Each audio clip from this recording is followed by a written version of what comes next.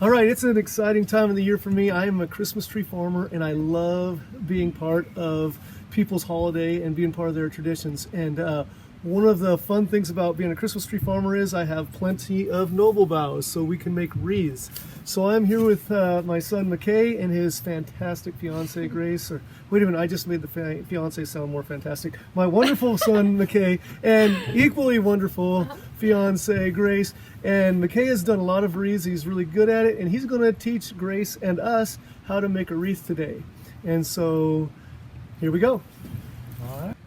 All right, I see we've already got some cut branches here. So Mckay, why don't you show us how you cut the branches to prepare them to put on the wreath? All right, so no matter the type of tree that the bough came off of, we're going to look for the same thing. Okay, so we're going to look for something about 6 inches, 7 inches, about hand length. Okay, and we're also going to look for something with a lot of good tips, and sometimes some slender stuff, sometimes stuff that branches out really wide. But like this guy right here, I'm gonna put my hand over it, and we're gonna take that, we're gonna add it to the pile, and we're just gonna keep on going through and finding good pieces. Like I can snip this guy off here, and this can be something else that we can use, and it's all about how we're gonna stack things later on. But right now, this is going to be a really good one here, and we've got another nice little noble piece. So we can do that, like I said, with all sorts of different branches, whether it's cedar, okay, or we have some redwood here as well. And I can take this guy right about there. So then we have a lot of versatility to add layers to our wreath later on. Okay, most of the branches he's cutting have what I would call fingers spreading out both sides, but some of them are not. So you can put single strand, single branch branches in there as well.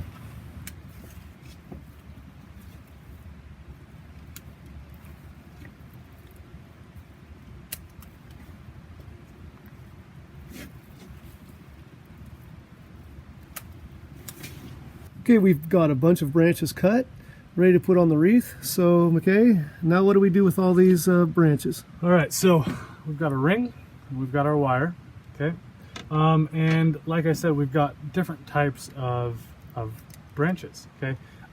So what I like to do is I like to layer these things so it adds a little bit of texture to the wreath and a little bit more than just one style of branch. Okay, so what I'm going to do is I usually like to start with the more thick style branch on the bottom. So noble is almost always going to be the thickest. Okay, and then we're going to take another branch. Okay, and so the largest noble, and then I'm putting the largest cedar on that. Okay, and I'm using noble and cedar for this. Then what I'm going to do is a slightly smaller noble piece. Okay, and a slightly smaller cedar piece. Okay, and from there, put that last little noble branch on, and we're going to make this into a little bundle. Okay, and you don't have to use 5, you can do however many you want to make that bough or that little bundle how we want it to be.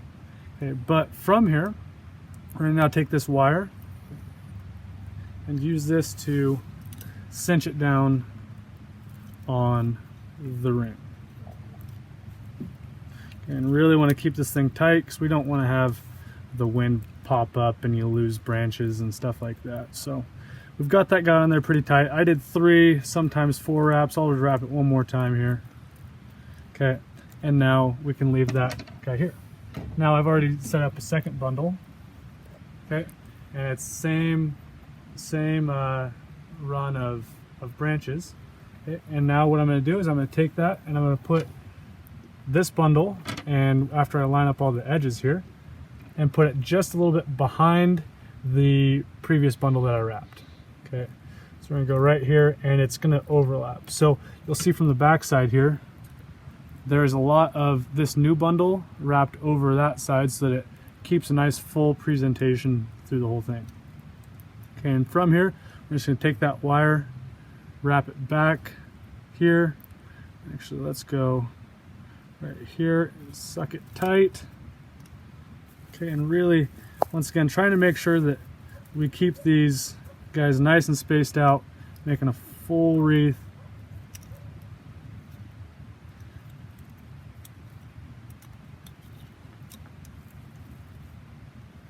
and there's a second.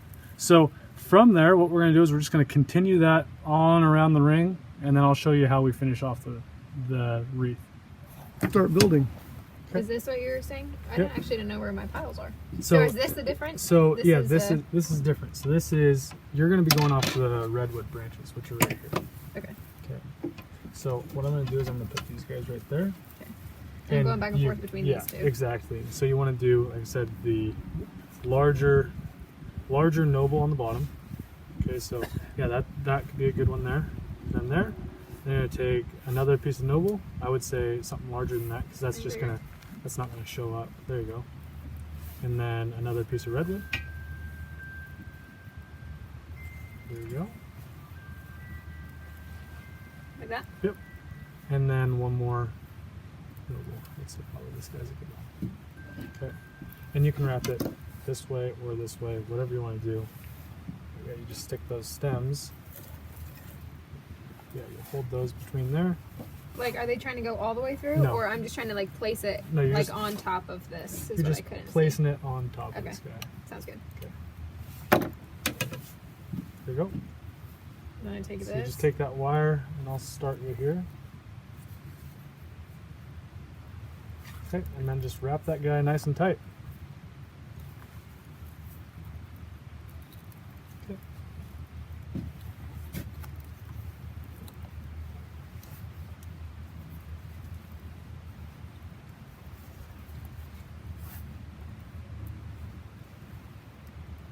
Like that? Yep, one more time, I would.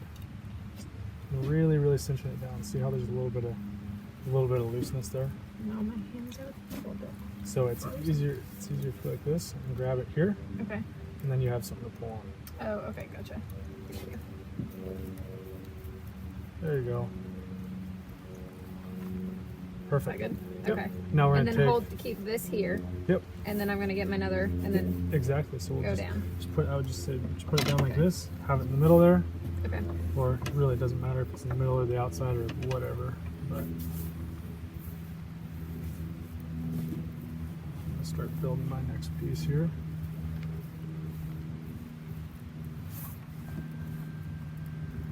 Oh, look at that bundle. Oh, what a bundle! Okay, question.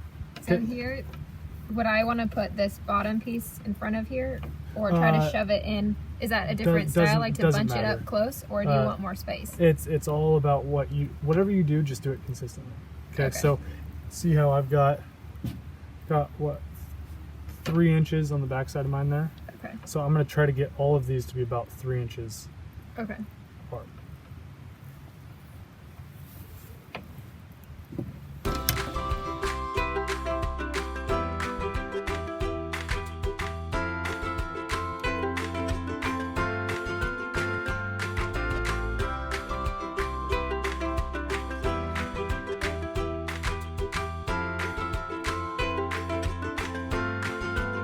Good.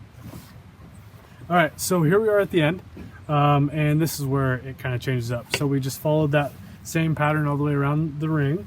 Now we are going to have to put in the last branch, okay? And so obviously you can see that provides some confusion because we've got to lift up one and put this guy in underneath. Okay, so it's really nice when you have help for this, but if you don't have someone else to help you, you can do it by yourself. Okay, so like I said, we're just going to continue that same pattern, right? But I'm going to put this guy in, and I always like to make sure that when I put that last piece in, it fills out the wreath. It doesn't make it bare. It doesn't make it too full, because we're not able to keep our normal spacing. So with that being said, it looks good. So we're going to hold this guy open, and once again do that wrapping pattern, really obviously trying to just get the stems of the branches that we took and not necessarily all the other stuff along with it. So just a couple more wraps here to really tighten it down. Okay, I'm going to take this snip, cut it back here a little bit, and then we're obviously going to take that wire and just finish it off there. so there's nothing hanging out. I always like tuck it in on the back side here, and then you know it's just along the line. So as you can see, got a nice little wreath here, and then obviously we can add decorations and do all sorts of different things, but this is the base of what we're looking for. Okay, so here we are. Grace is finishing up her wreath, so I'm gonna help her finish this out. The easiest way to do it is just to have one person just hold it up and make it like she's just continuing on and doesn't even have to worry about those other pieces there. So it just creates a little bit more space for her, and we'll let her finish up.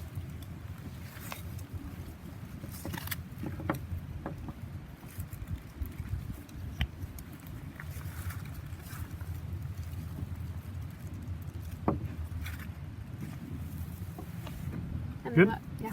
Perfect. All right, thank you, Mckay, for showing us how to do this.